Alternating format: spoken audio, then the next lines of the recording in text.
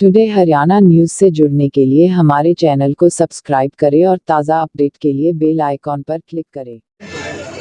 ऐसे ऐसे पोर्टल बनाए थे, बीजेपी वाले कहते थे हर घर से एक आदमी को काम लगा देंगे,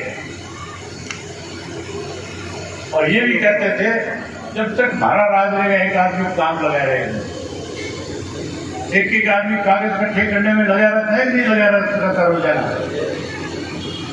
राज बनाओ, ये पोर्टल खत्म कर दूंगा और केवल एक कार्ड बनाऊंगा, राशन कार्ड, जिससे सारी सुविधा आपको मिल जाएगी। साथियों, 2 लाख नौकरियां, 2 लाख पद खाली है हरियाणा प्रदेश में, और कच्चे कर्मचारियों की कोई कमी नहीं है, बहुत ज्यादा है। आशा वर्कर, आंगनबाड़ी वर्कर, सफाई कर्मचारी सब कच्चे।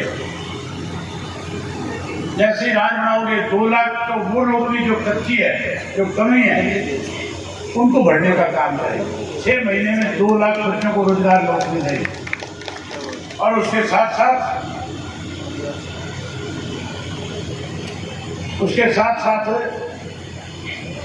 जो आशा वर्कर है, सफाई के कर्मचारी है, आंगनबाड़ी के वर्कर है, उनको राज बढ़ते ही साथ के साथ पक्का करने का काम करेंगे।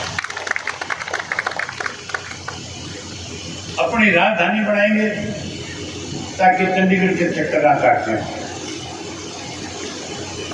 मुझे अभी लिख के दिया जा रहा था कि रानिया को उपमंडल का दर्जा देगा, और तो किसी का डोल है ही नहीं तो रानिया को बढ़ा दो, है कि किसी का? उपमंडल तो बढ़ी जाएगा, उसमें कोई जरूरत थोड़ी है। जैसे तुम्हारा राज बनेगा उसी डिनेस्टी में आकर के बैठ लग गए। उसके साथ साथ साथियों, नशे का बहुत बड़ा प्रकोप है, और नशे को लेकर के मैंने विधानसभा में अनेक बार आपकी लड़ाई लड़ी है। अगर नशे के खिलाफ किसी ने आवाज उठाई तो मैंने सबसे ज्यादा उठाई। यहाँ तो हालत ऐसी है, मंत्री नशा बेचने वाले को अपनी गाड़ी में लेकर के घूमता है कि नहीं घूमता है? जिस तरह से भी मेरे से पहले इस बात का जिक्र अर्जुन कर रहा था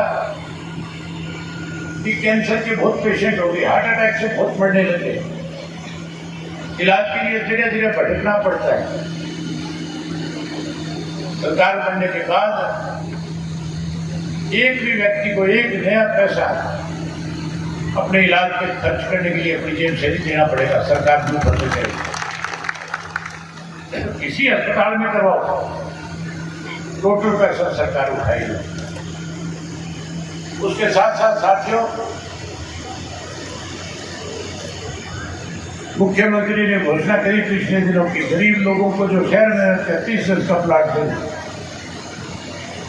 जो कस्बे में रहता है उसको 50 गज का देंगे, जो गांव में रहता है उसको कहते हैं 100 गज का देंगे। आप कांग्रेस के राज में भी दिए थे, लेकिन रजिस्ट्री किसी की नहीं हुई, कोई मालिक नहीं बनाया था। मर्जी जब चाहे सरकार खाली करा सकती है। अगर प्लाट किसी के राज के अंदर दिए गए, रजिस्ट्री करा के दिए गए, तो केवल चौधरी ओम प्रकाश चौटाला के समय में दिए गए। बहुत सारे लोग यहाँ बैठे इस बात के गवाह, ये घारिया गांव के दोनों बैठे हैं, सुभाष भी बैठा है, राम कुमार बैठा है। हर गरीब आदमी मैंने अपने हाथ से 100 गज के प्लाट किए, रजिस्ट्री करा करके दी, गलियां कटवा करके। आगे राज बनाओ, हरियाणा प्रदेश के हर गरीब आदमी को जो लैंडलेस है, जिसके पास जमीन नहीं है, उसको ना केवल 100 गज का प्लाट देंगे, बल्कि चौधरी देवीलाल आवास योजना के तहत उसको पक्का मकान बना करके भेजेंगे।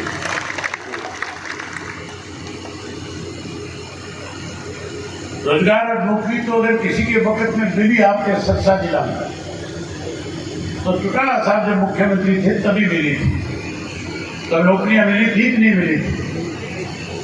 और 20 साल में कोई लगा दिया था। यहाँ काम तो मंत्री बहुत ही रहता है, ये नहीं बताता मैंने नौकरी कितने लगाई, बताता है क्या कभी? चौटाला साहब मुख्यमंत्री थे और ऐसी हालत थी, मैं गांव में जाकर के पूछता था तुम्हारे गांव में कोई बीए पास है, कोई 12 पास है? गांव वाले आगे से हाथ खड़े कर रहे थे, कह रहे नहीं है, सारे लड़के। आगे भी राज बनाओ, हर घर से एक पढ़े लिखे नौजवान को नौकरी और रोजगार देने का काम करें। जो नौकरी से वंचित रह जाएगा उसे मायूस नहीं होने देंगे, उसे भी 21,000 रुपया बेरोजगारी सम्मान भत्ता देकर के उस बच्चे को अपने पैरों पर खड़ा करेंगे। जब तक नौकरी नहीं मिलेगी 21,000 रुपया सरकार की तरफ से देंगे। 100 रुपये पेंशन करूंगा। ये बात कही थी ना चौधरी देवीलाल, उससे पहले देश में किसी भी राज्य में पेंशन नहीं था। ये भी वायदा किया था 10-10 हजार के कर्जे माफ करूंगा, कहा था मजदूर का माफ करूंगा, छोटे दुकानदार का माफ करूंगा, किसान का माफ करूंगा।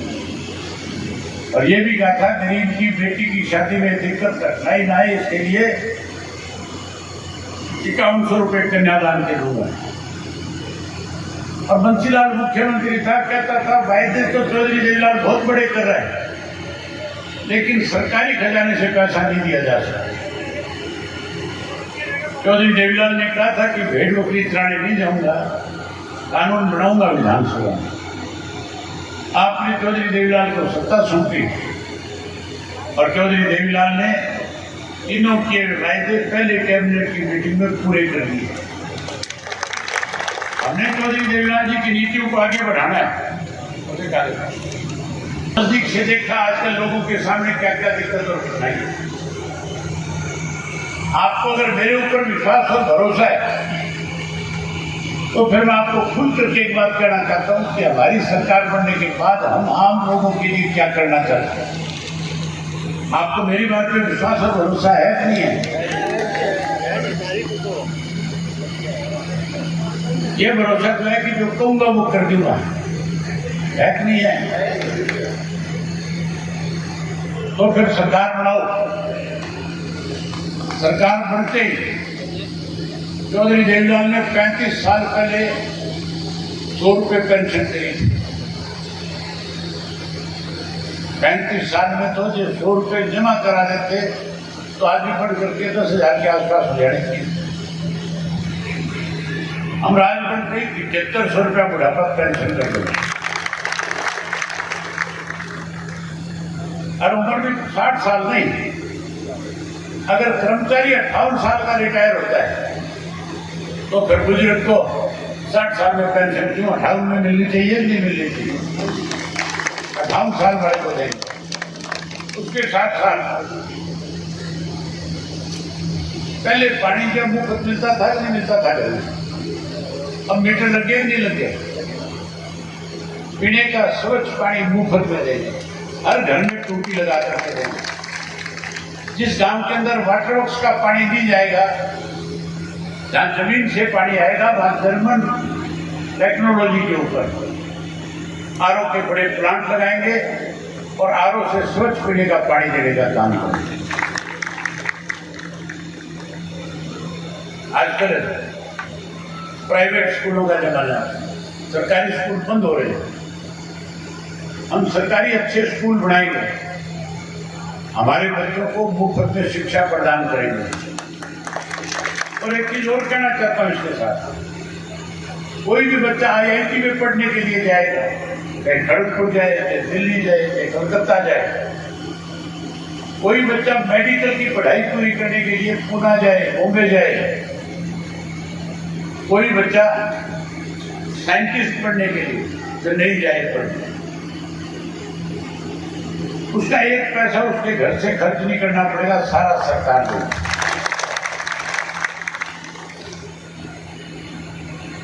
आजकल मुख्यमंत्री कहता है 10 लाख रुपए, कोई बीमार होगा तो उसको इलाज कर देंगे। हुड्डा कहता है मेरी सरकार होगी 20 लाख दूंगा। कहते हैं कि नहीं कहते हैं? आयुष्मान कार्ड बनवा दो, वो कार्ड बनवाने के पैसे हो सकते हैं। मैं रोज देखता हूं अपने इलाके के लोग भी पूरे हरियाणा प्रदेश से कोई भी आदमी जिसका आयुष्मान का कार्ड है वो हरियाणा में कहीं गुड़गांव में इलाज कराने के लिए मदानता में जाता है, कोई फोर्टीन में जाता है, कोई मैक्स में जाता है। दिन भर टेलीफोन करते हैं, कहते हम यहाँ आगे भर्ती नहीं हो रहे। मैं पूछता हूँ दिक्कत क्या है? कहते हमारे पास आयुष्मान कार्ड है इसलिए भर्ती नहीं करते। कोई कहता है मैं सरकारी कर्मचारी हूँ इसलिए मेरे को भर्ती नहीं करते। बड़ी हैरानी की बात है। अस्पताल हमारे हरियाणा के अंदर है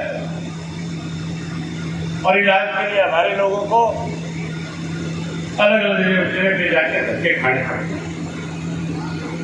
हमारी सरकार बनने के बाद परमात्मा ना करे, हमारी तो सोच ये है कि किसी के घर के अंदर कोई बीमारी आए नहीं।